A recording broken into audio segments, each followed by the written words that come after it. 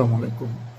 আমার যখন বিসিএস এর রেজাল্ট দিল, আমরা সবগুলো বন্ধু বান্ধবী একসাথে বসে গেলাম কি যে আমরা জীবনে কোনোদিন দুর্নীতি করবো না এবং কাউকে দুর্নীতি করতে দেব না। ঠিক আছে, তো দেখা যাচ্ছে তার কয়েকদিনের মধ্যে আমাদের ভেরিফিকেশন শুরু হলো। এখন ভেরিফিকেশন শুরু হলো, তো দেখা যাচ্ছে কি যিনি ভেরিফিকেশন করছেন তাকে দেখা যাচ্ছে কি আমাদের মিনিমাম ১,৫০০ টাকা করে দিতে হলো আর কি। তো মিনিমাম ১,৫০০, অনেকের কাছ থেকে অনেকে অনেক বেশিও দিতে হয়েছে আর কি। তো যাই হোক, তারপর আমরা সিদ্ধান্ত নিলাম না, এটা তো বোধহয় একবারই দিতে হচ্ছে। ঠিক আছে, আমরা তো ক্যাডার হয়ে গেছি, মানে বিশেষ ক্যাডার হয়ে গেছি আমাদের তো হয় আর কখনো কোনো ঘুষ দিতে হবে না, এরকমটাই হচ্ছে ইস্যু। এরপর যেটা দেখা গেল, আমরা যখন জয়েন করলাম, জয়েন করার প্রায় ১.৫ মাস ২ মাস ৩ মাস মানে ২.৫ মাস ৩ মাস পর্যন্ত আমাদের বেতন হচ্ছে না, সামনে ঈদ। এখন কি করতে হবে, ওই যে কিছু মানুষ থাকেন তাদেরকে মিষ্টি খাওয়ার টাকা না দিলে তারা আসলে বেতনটা করে দেবে না। যাই হোক, ওনারা তো মিষ্টি খাওয়ার টাকা চাচ্ছেন, ভালো ইস্যু, আমরা তো ক্যাডার হইছি, বেতনটা ওপেন হবে, তো সুতরাং তাদেরকে একটু মিষ্টি খাওয়ার টাকাটা দিলে কি হয়। যাই হোক, যদিও দেখা যাচ্ছে আমাদের ক্ষেত্রে লাগেনি, মানে আমাদের ফরেন অ্যাফেয়ার্স এর ক্ষেত্রে লাগেনি, কিন্তু অনেক জায়গায়, অধিকাংশ জায়গায় এই মিষ্টি খাওয়ার টাকা না দেওয়া পর্যন্ত বেতনটা ছাড়েনি। ২ মাস ২.৫ মাস ৩ মাস পর্যন্ত আমরা আসলে বেতন পাইনি, পরে মিষ্টি খাওয়ার টাকা দিলে বেতনটা ছাড়া হয়েছে। যাই হোক, এরপর আমরা ঢাকায় যারা জয়েন করলাম তাদের ক্ষেত্রে দেখা যাচ্ছে কি তাদের অনেক মন্ত্রণালয়ে পর্যাপ্ত পরিমাণ আবাসন ছিল না আর কি। তো এই আবাসন সংকট থাকার কারণে যেটা হয়েছে যে আমরা সবাই অন্য একটা সংশ্লিষ্ট বিভাগে আমরা বারবার যোগাযোগ করেছি যে আমাদেরকে ঢাকায় থাকার জন্য কোনো ধরনের কোয়ার্টার দেওয়া যায় কিনা, কিছু দেওয়া যায় কিনা। যারা পেয়েছে তাদের প্রত্যেককে ৫০ থেকে ৭০,০০০ টাকা ঘুষ দিতে হয়েছে আর কি। সেটাও গেল।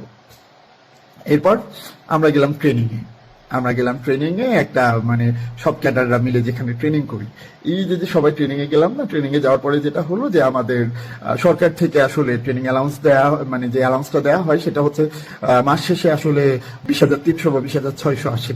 কি আশ্চর্য বিষয় জানেন, যে আমাদেরকে জোর করে বলতে কি, বিভিন্ন ধরনের যে এখানে সাইন না করলে আমাদেরকে বার করে দেওয়া হবে, করা হবে ২০,৩০০ বা ৬০০ টাকা কিন্তু আমাদের হাতে দেওয়া হয় নাই।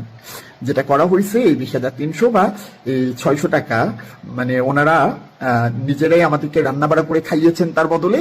আর যেটা হয়েছে যে আমাদেরকে সেখানে চোখ বন্ধ করে সিগনেচার দিতে হয়েছে যে আমরা এই ২০,৩০০ টাকা, ঠিক আছে, আমরা নিজেরা হাতে নিয়েছি আর কি।